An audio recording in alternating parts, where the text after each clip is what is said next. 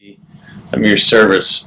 I think where we left off, you were talking about the day of the Normandy invasion and how you were kind of woken up and told what was going on. Right. If you could, just recount a little bit of that. The day before, June 3rd, was part of a bunch of deceptive moves that the Allies, which we were, had made up and down the coast.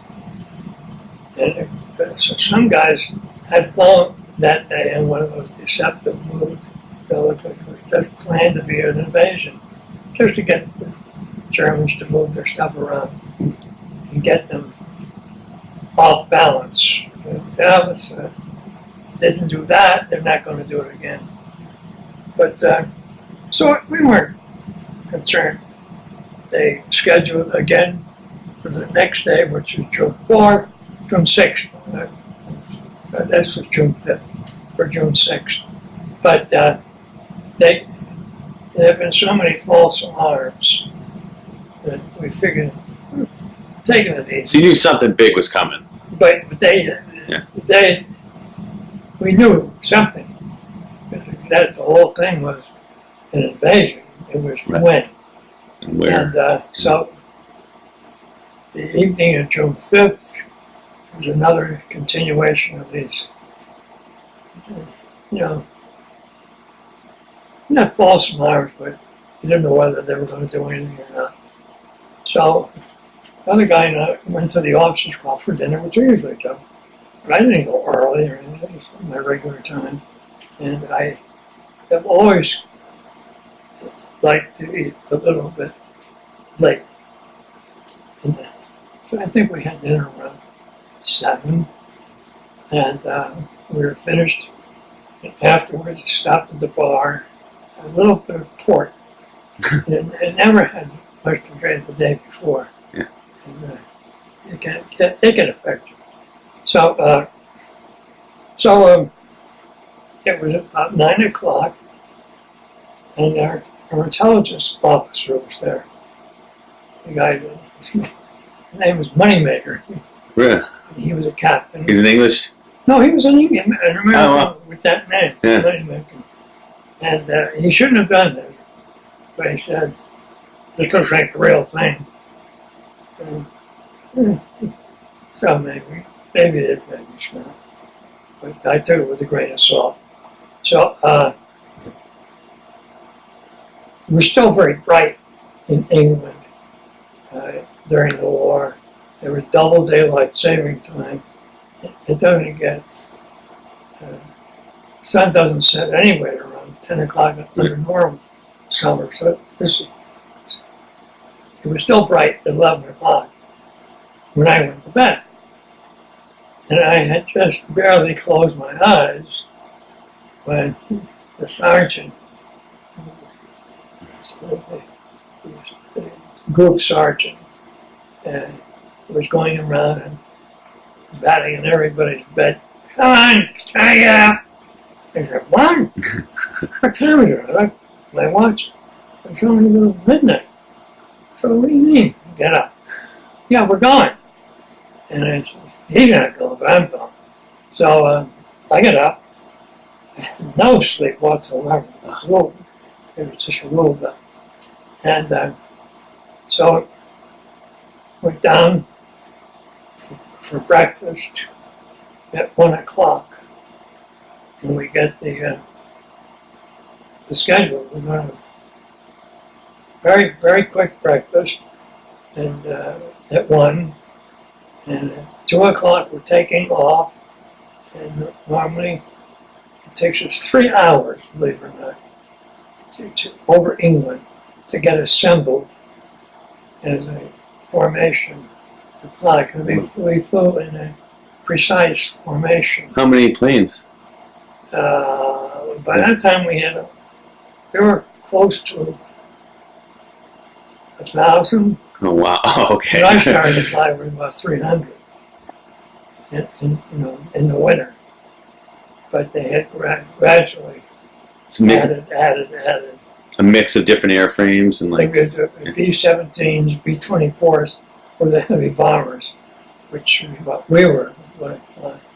But they had to accommodate medium bombers, B-25, B-26s.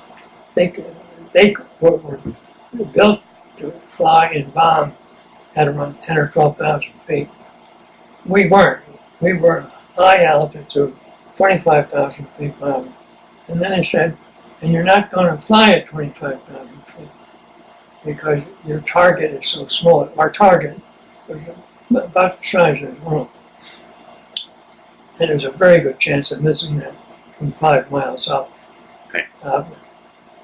Our requirement to graduate to go on and get out of bombing training. You had to, I think it was, you had to get it in, I think, like 110 feet from 11,000 feet. Wow. And that was close enough because you're usually going after factories and really big installations. So this is going to be at 10,000 feet. So, but it took us until 5 o'clock, close to 5 o'clock, before we got ready to fly. And when we, not fly, but get to the channel. And I never saw anything like that before, since nor did anybody. As far as the eye could see, just full of all sorts of ships. Wow. And the channel was not that big, right? Not that wide. And we were high enough where you could see most of it. Wow. Big battleships, and the Navy cruisers. And, they've had some aircraft carriers, but I don't think they did. They didn't want them in there. But all sorts of landing craft and then equipment and other, huge. And we had to get to this. The target was about this size. It was a pillbox with 88 millimeter guns, which they were training on the guys who were going to come in. Yeah. And it was our job to get rid of these. And we only had one shot. Boom. And that was it. Was there multiple planes with the same targets? Did you have our group Oh, okay. of 21 planes had that one target. Oh, wow. Okay. Yeah. There might have been a couple of them. They may have had 1 or 2 or 3 of these in a row, but they were right. And we were flying in support of the Canadian and the British, which had the easternmost beaches, Sword and Juno. Now, the weather in the channel can be very tricky. Yeah. It can, one part it can be just horrible, another part it can be fairly nice. And I looked down to my right, which was to the west, towards the Atlantic Ocean. And that's where the Americans were, and their beaches were Utah and one other camp. Yeah. Like, was there colors, like Red Beach or something? I don't know. The gold. Gold, okay. The gold's in the middle. And then I think was the Canadian. And but the beaches that the Americans had to go on were tremendously well defended. There were big cliffs in back. Very good. And the weather was horrible. So that the support, they got no support. And the planes, when they were having a difficult time identifying their target, because they had to fly through the same kind of weather, and they couldn't see their targets well. So the obvious thing to do is to hold back, because you don't ever want to drop the bombs when the guys were onto the beach. And as a result, the bombs that were dropped on the western front of the all went inland, and no help. Didn't help. Yeah. And so they had the bad weather, they had the rough terrain, they got no support. It was horrible.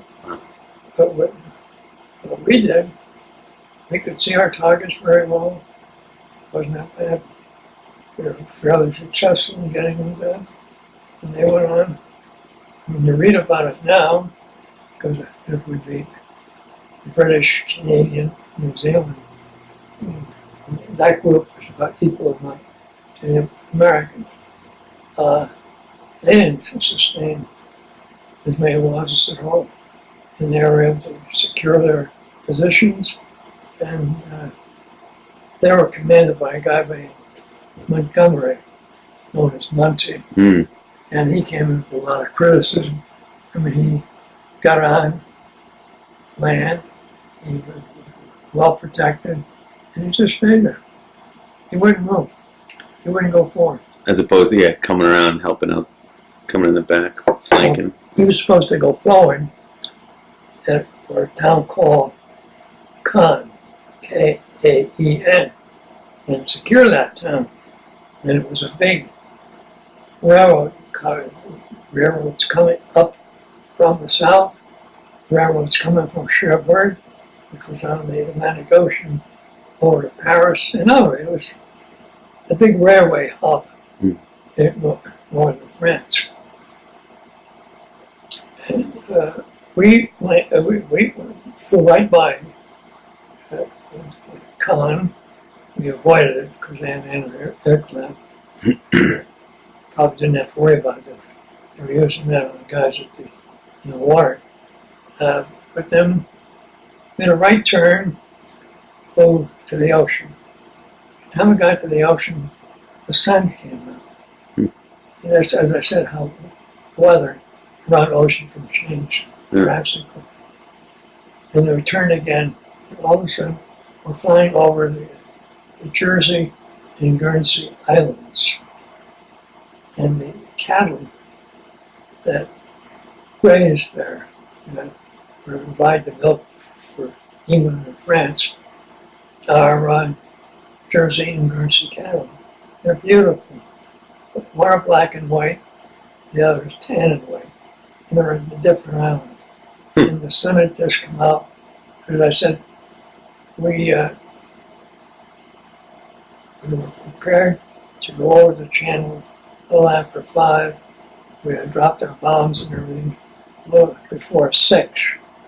So it was really around 6:30 in the morning. And then people were just getting up and going about their work on the farm.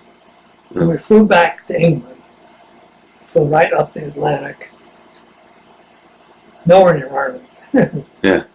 And then flew in, landed, went for a briefing because all the people wanted to know what was going on. Yeah. So we had to give a lot of interviews. And the railroad, and they have intelligence officers writing down there.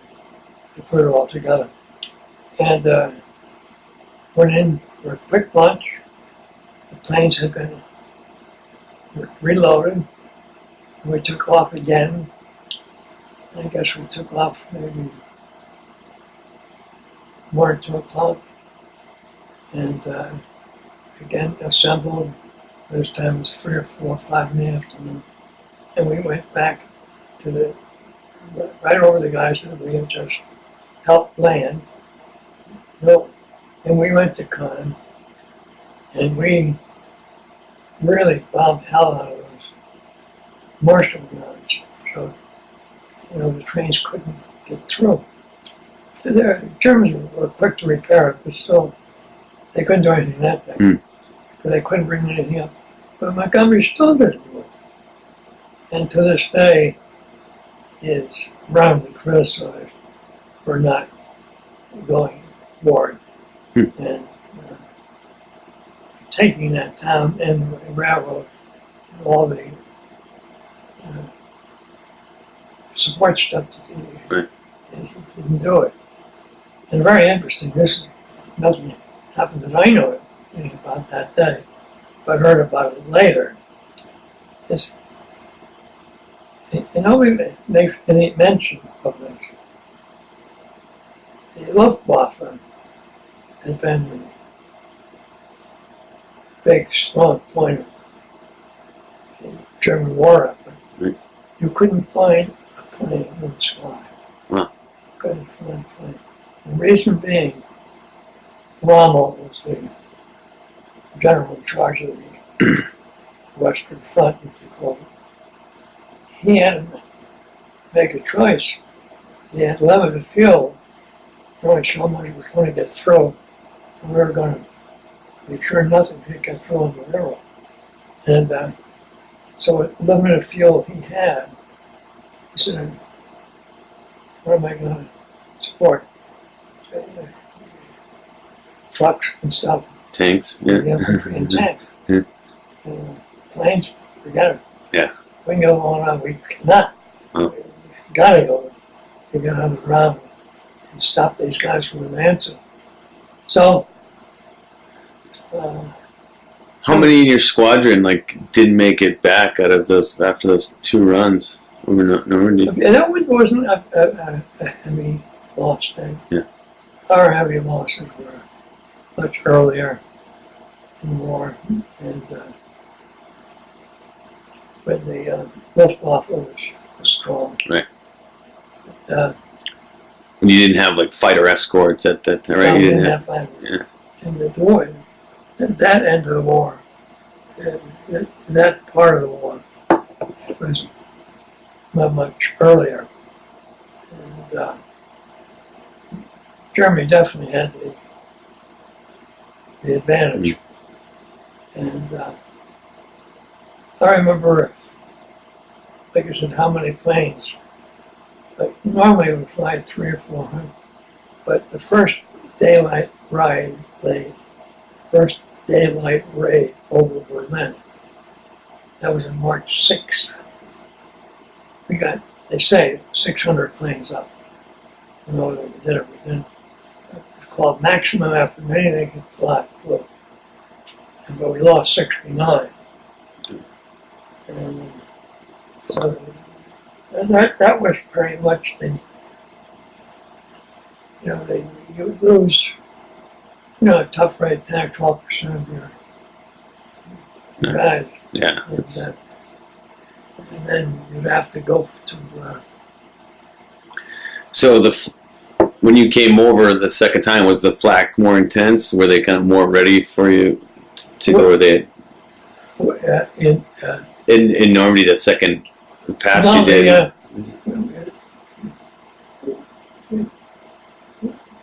In Normandy,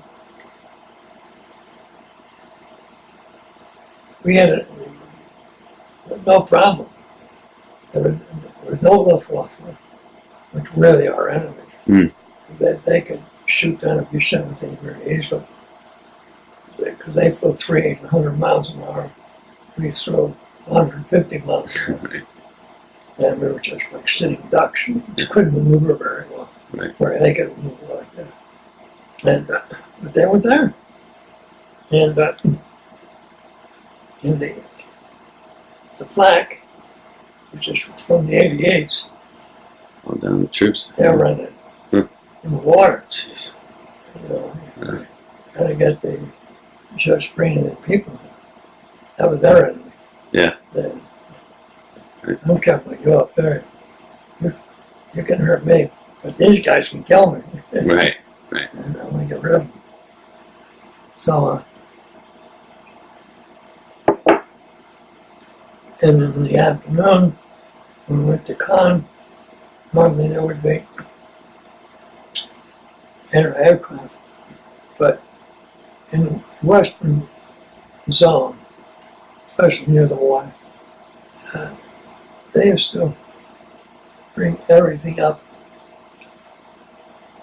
either on trucks or on railroad cars. But they only have flexibility where they can put their guns. And we knew where they were, but they could change it very much. There were a lot of fixed places too, but they weren't. When you get, they didn't have time enough to. Because we were right up to D-Day, we were bombing their lifeline. Their lifeline was oil. Right. And we were bombing those targets. And those targets were deep into Germany. Sounds like pretty effectively. Synthetic oil. If they couldn't fly their planes, though, you must have worked. Yeah, they couldn't. There's the guy, Albert Speer, who was the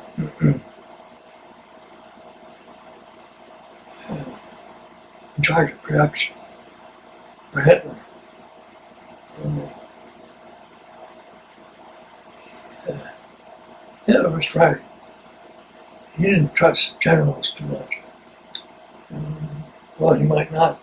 July 16th, they tried to kill him. They failed. He killed them. But there's always been not a mistrust, but the generals were very strong in Germany. And the government worked for the generals. After World War I, the president was von Hindenburg, who was a general in the war. We did the same thing after the Second War. We put Eisenhower in. But Eisenhower never a powerful general like those guys were. Right. Those guys ran the show. And but he depended very heavily on his production chief, Speer, and also Gary, the Luftwaffe. And between the two of them, he was able to pretty much call the show. But he couldn't bomb England into submission. They were able to resist him. And they lost quite a few pilots in that time. Did you have a name or a logo on your B-17? Well, they're somewhat fictitious. Is it? Yeah. Because the bell or whatever, the Memphis Bell and all that. When you start to put a lot of people through, in and out, and people were high loss rates, those planes couldn't come back. And so you had to have new planes, and you had new crews. Mm-hmm. And planes would get shot up, they would be taken out of commission. But the big thing about it, the American war effort was here. A tremendous amount of material that was produced here. Mm. It was unbelievable. Mm. They shipped over more planes. As I said, we started out, we got there maybe 300, and they were ready to 1,000, which was a lot. And so a lot of work with that for airplane. Do you remember being skeptical about some of the planes you flew? Just the condition of them when it was all... At the beginning. Yeah. Yeah, they were just barely put together. Yeah. But as time went on, planes were very well built. They were good airplane. B-17 was an excellent airplane. I can't say that much for the B-24, but a lot of people refer to it as a flying coffin. But flying. But B-17 was a good plane. Good plane. And they were well made. And when we first got there, they were just trying to put anything up to float. They had lost so many. Yeah. And continue to lose so many. So that the crew chiefs had to really work like hell to keep those planes going. Yeah. But, did you ever run into any other B-17 pilots later on in life? Did you ever? No. Yeah. I guess you did, but you did, you know. I had one friend, Eddie O'Grady. And Eddie worked downtown in Manhattan. And he lived on Staten Island. And we planned to get together. And we did for lunch one day. But he was on Wall Street. And the pressure, and you gotta get back. And so, you know, we really didn't spend that much time together. No, and when I went back to college, there was a lot of guys who had been in the service. That's right. You all went in to Dartmouth. Yeah. Yeah. And, you know, one of them, they talk of this post-traumatic stress disorder. Yeah. I would never have noticed this. This guy's name was Tony Porter. We had a very close relationship over in England. You know, there was another guy, Bob Holman. This is another freak thing of what just happened. It was a foggy day. For the sun, a foggy day in London town. This is a foggy day. 50 miles north of London where we were flying. And we were on a 30-second time takeoff to get everybody off. Try to keep fairly close. You're going to get lost because you had to fly through the clouds and hopefully didn't crash into each other and get into formation. And so different squadron. You know, and I wasn't sure what the hell happened. You. Cloud, fire, and the word came, turn around and go back. Turn around and go back, find out what happened. The plane in front of me had taken off on their own schedule. They waited 30 seconds. They went to take off. Once they got maybe 3/4 way down the runway, they could see that that plane that's supposed to have taken off had stopped and it was turning around. And collided. What was he doing? Well, why was he turning around? He just couldn't take off? Some mechanical issue? Couldn't. We never knew because they were all killed. No. We assumed that he had engine trouble. Yeah. Something. And they didn't communicate properly. But you don't have much time. You know, Right. But I said Tony was another guy who flew with me. And okay, you couldn't ask a nicer, sweeter guy. And his father was from England. And they lived outside of Philadelphia. And his father was in the textile business. But he had a brother who was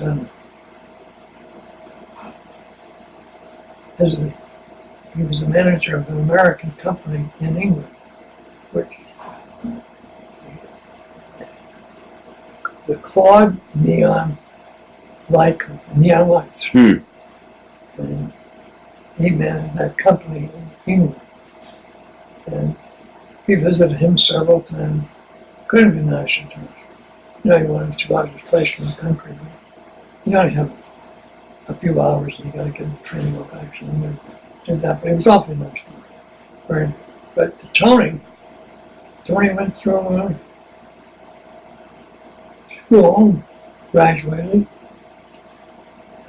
I couldn't detect anything wrong with it. Go off, got married. I saw him occasionally, seemed fine. All of a sudden, killed himself. Whether it was, people say it was related to it. Yeah. It's nothing, some things don't change, you know? Now, 22 each day commit suicide, so. and one day, plane got shot very badly. And the German fighters, there were two. One was the FW-190, like a Wolf W-190, and the other one was the ME-109, the Messerschmitt 109. Messerschmitt, each other Smiths. ME-109 and one careful redesigned armor. It was a cannon, 20 millimeter cannon, mounted in the wings, in addition to machine guns. And the cannon, 20 millimeter cannon, armor pierced and then exploded. So it would be a 20 millimeter cannon going off in a small thing. If it hit a wing, the gas was going. Yeah. And that's what they hit when they, but it just missed the wing. And they got the midsection, and the mid went off. It went off on the left side of the plane for him. And the left waistband. He laughed at Jackie Kirschman until he got back. But the right waistband in the next one, and the radio operator and top gunner was right there to see it. Neither of them ever flew again. Say it again? Neither of them ever flew again. Oh, well. Couldn't do it. After what they saw. Did your plane ever get shot? Did you ever? Yeah, we got that kind of shooting. Yeah. Was anybody like ever injured on one of your planes? Oh, that was your plane? Yeah. Oh, I thought you were talking about that was someone else's plane. No. Oh, that was in your plane. Oh, wow. That was the worst. Yeah. We've had others. So you took a direct shot with the cannon, and then you obviously still have to fly, right? You can't put an autopilot. No, we lost everything. Yeah. We lost oxygen, lost controls, electronic controls. Because even at that time, hydraulic system, all of them. The only thing we could do is get down on the ground and hope we could get back before we were shut down. And we were able to. So you immediately just took it down and kind of crash landed, or did you land on? Did you land on a strip or into? We were going to land on a strip just into England, but right now it's normal. I mean, it's easier to fly a plane when you've got the electronic system. Plane was made to fly and be simultaneous. So, and we were. Our base wasn't far from the ocean because everything was constructed for the Americans. We're north and east of London. Nothing west. Mm-hmm. Not much south. Right next to the North Sea and the English Channel. So we were right there. Yeah. So, no.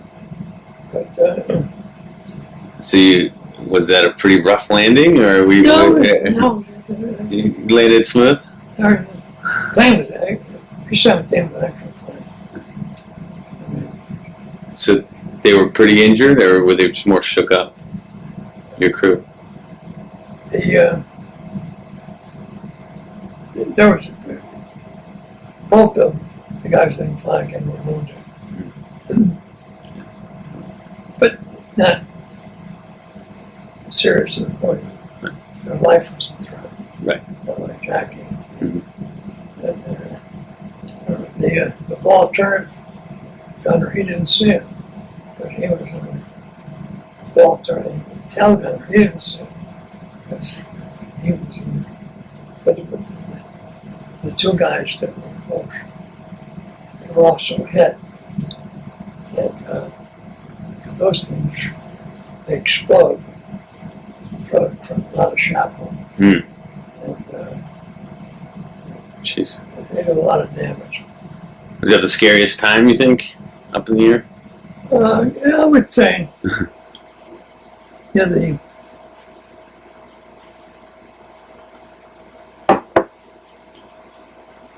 yes and no, I think those times we had to go deep into Germany, those oil ones, it started about in earnest a month before the invasion. And they were practically in Poland. So you were in the air all the time. A lot of fighter attacks. And although had created the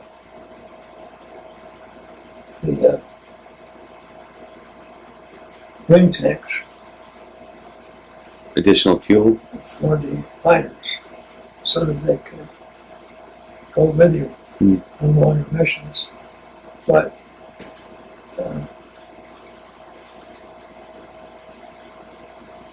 they would try to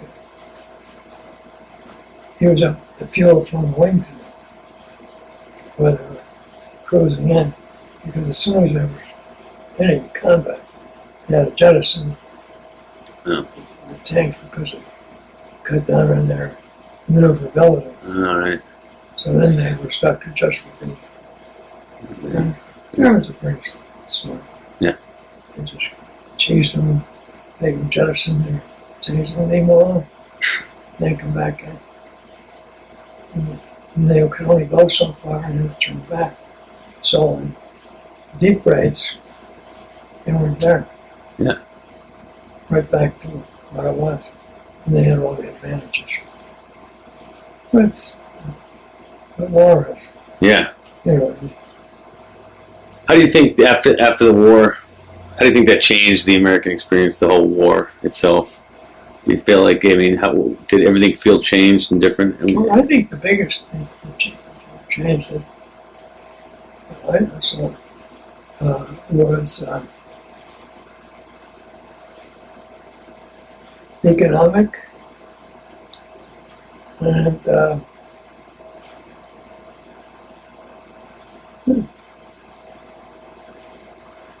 I say psychologically. I mean, before the Americans were really down, so I mean, there were so many people had no work and no hope they were finding work, and there wasn't very much around. But but after the war, there's a lot of people who had stayed back here and they had no war and paid a tremendous amount of money, and they couldn't spend it because the only thing you had rationed for was food, a little bit of gasoline and tires for your car to get you back and forth to work. But there wasn't any houses being built. You were stuck with whatever accommodations you had. There was maybe a few houses, not a lot. But then after the war, I say culture, they passed the GI Bill of Rights. Mhm. They,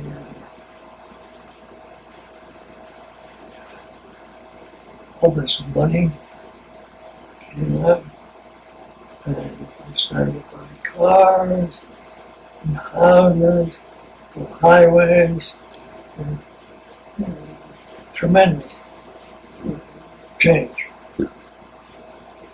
economically and culturally.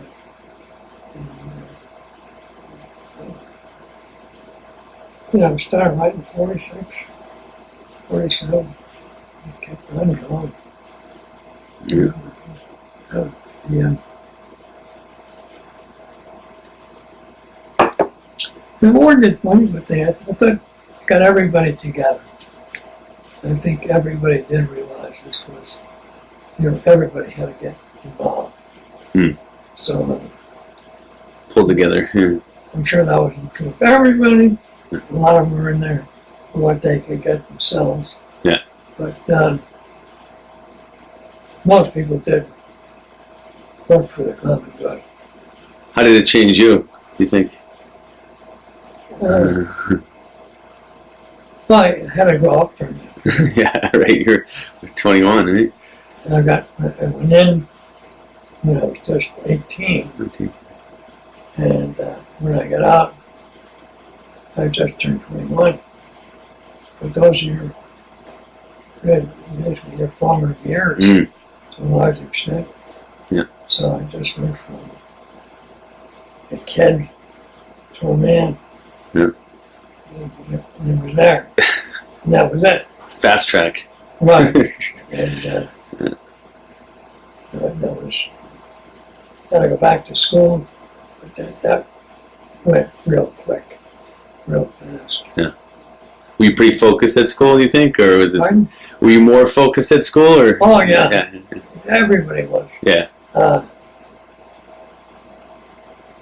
think before the war, people didn't know what was going on. Their minds were just on a million of other things. Right. But when you went back to school, you get it out of the way as quick as you can. Start making some money. Life. Yeah. Get with the other people. Yeah, right. Get a piece of the American pie. Well, great. Well, I want to thank you for your service and for doing this interview. Obviously, although we had some technical difficulties, I'm glad I got to come back and hear you say it again. Me too. So, thanks again, Semper Fi. Semper Fi. All right.